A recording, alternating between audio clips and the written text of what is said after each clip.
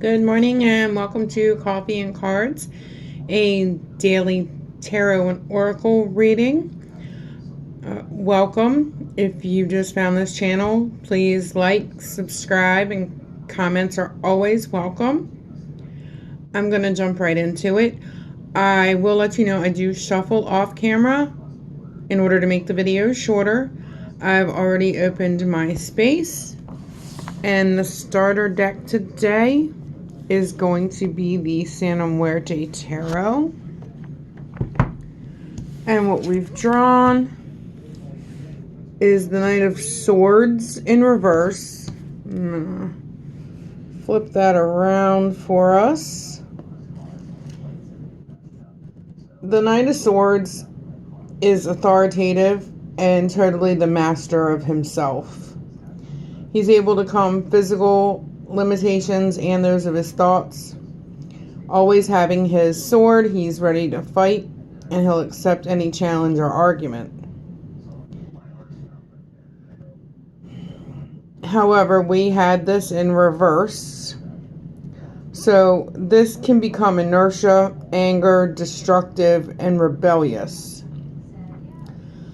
The advice from our dead today is to be rational and learn to communicate ideas clearly and sincerely. Undertake our projects in a way that also brings a vitality to others. Our next tarot card comes from the Beautiful Creatures deck. And today we have pulled the Eight of Wands. And that indicates communication or a message. It could be one or several messages that will be delivered to us. They can come consecutively or separate. And they can be from a familiar or a stranger. It can be good news or bad news. Either way, we have to pay attention whether we like it or not. This also depicts rapid and swift movement, so things will start to pick up the pace. These messages can be conscious or unconscious, so dreams will be important. Signs and synchronicities will be important, so pay attention to numbers, license plates, clocks, things like that. Moving into our oracles for the day, we have the Alice in Wonderland deck. And what we've drawn in reverse, but I'll flip it around, is 41. That resonates to a 5, and this is about forgetting who we are. This means that we've been believing everything that we've been told about us, defining ourselves through labels, cultural programming, rules, laws. We've been missing out on beautiful, heart-opening opportunities to connect due to conformity and our rigid beliefs. We need to let go. Forget what we tell ourselves we are. Forget what others say we ought to be. And forget the fear that we too often live with. We need to reawaken the innocence of our soul and accept our mysteries. And within that space, we can all be natural once again. Next, from the Shapeshifters Oracle, we have the Wolf Moon. Card number 1 in the deck stands for I will watch over you. So know that you are being watched over and protected by a guardian that will not let you down. Usually this comes in the moment of a transformation. And you can see we just had the full moon last night. The moon is full in this. We may be drawn to creating a long-lasting symbol such as her tattoo. Maybe a piece of jewelry. This can serve as a protection symbol. It is safe to rest. We are changing. A true family will always support this shift. Family is not always blood. Approach this with a brave heart and be courageous and know that in the end, what is meant to be will be. Next up, we have the Enchanted Map. Today's card is again in reverse. Flip it around. It's card number 4, the Spirit of Place. And this is about not getting tangled up in details or desires that are going to obscure the truth. Trust our intuition. We hold the power to tell the truth first to ourselves, then to the world. Know that we can always distinguish what is true and what is false. We need to be honest with ourselves and remain willing to let our situation be revealed for what it really is and not what we want it to be. Only when we see things as they truly are do we find the real treasure. Some lessons are very hard to learn, and some of us may be repeating lessons that we didn't learn the first time. Our numerology guidance today is in the form of 22, which is a master number, and 22 is guiding our intuition.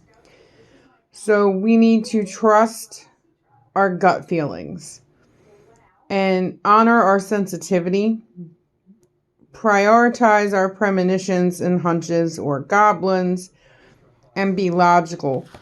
Whatever you do, don't be influenced by others' opinions, because you're only betraying yourself at that point. Your intuition is divinely guiding you from the universe, spirit, and the divine.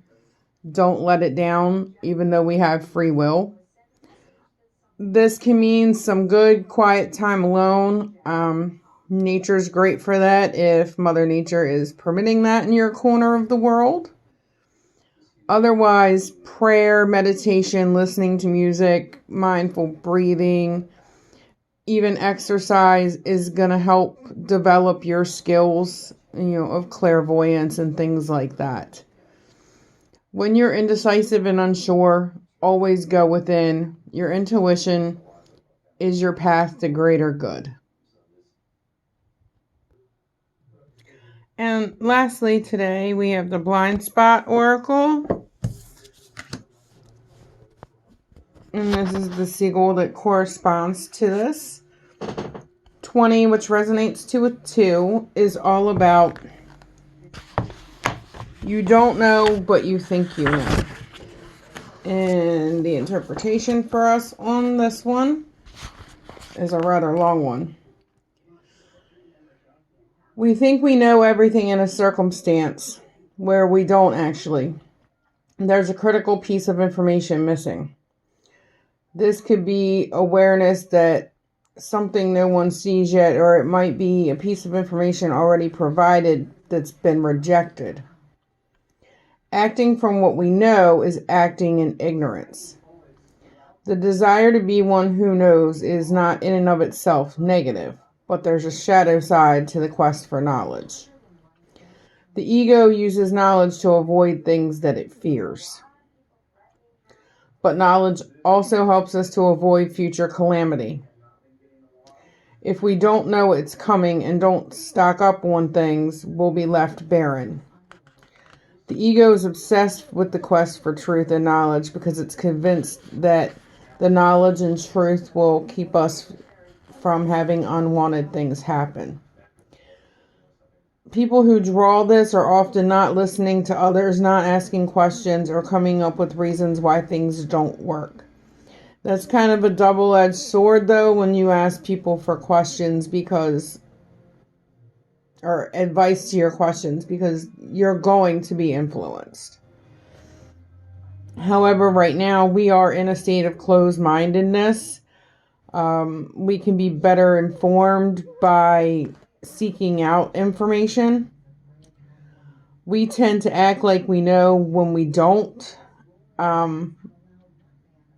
This just will breed more issues down the line. If we don't know, say we don't know. We need to be brave enough to face what we're trying to avoid by knowing. We need to open our mind, manifest, meditate, things like that, and let curiosity be a mental set point. Knowing that we don't have all of what we need right now will spark our curiosity, and we can get the answer sometimes from the most unlikely of sources.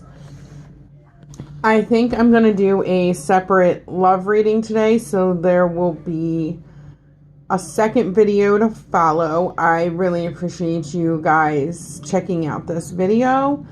Please subscribe, like, and comment, and I'll see you tomorrow.